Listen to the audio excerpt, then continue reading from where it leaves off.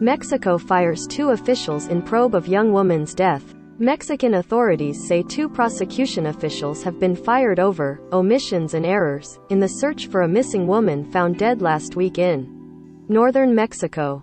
2:52. Mexico City. 2 prosecution officials were fired Wednesday over omissions and errors in the search for a missing woman found dead last week in northern Mexico, authorities said. Gustavo Guerrero, Attorney General of the northern state of Nuevo León, did not describe what errors the 2 officials may have committed. But the motel where the young woman's body was found in an underground water holding tank had previously been searched several times before her body was finally found, only after a motel employees reported a foul odor coming from the cistern. The case of Devani Escobar, 18, shocked Mexico, after a taxi driver took a photo of her standing alone on the side of a highway on the night she disappeared.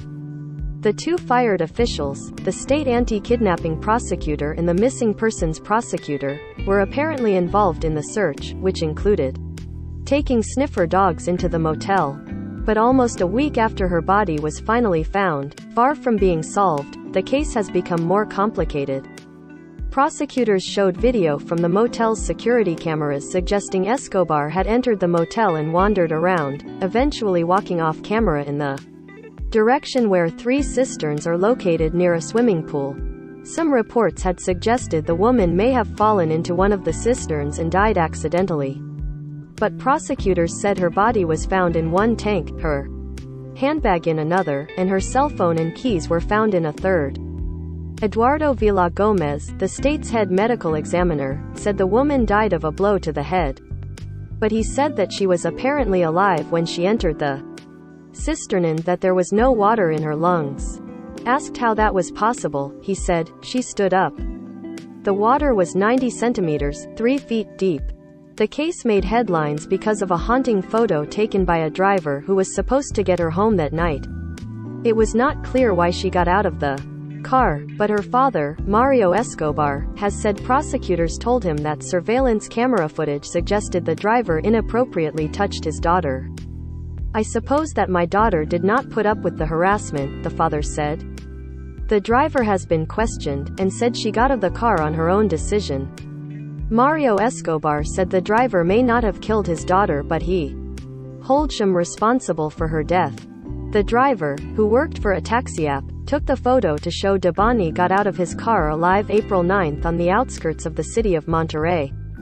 Nobody saw her until last Thursday, when investigators managed to pull her body from the cistern. Critics are disturbed by the fact that even when Mexican authorities are spurred to act by public outcry, investigations are seldom very timely or efficient. During the week that investigators said 200 personnel used drones, search dogs and reviews of security camera footage to look for Escobar, her body was lying not far from where she had been last seen.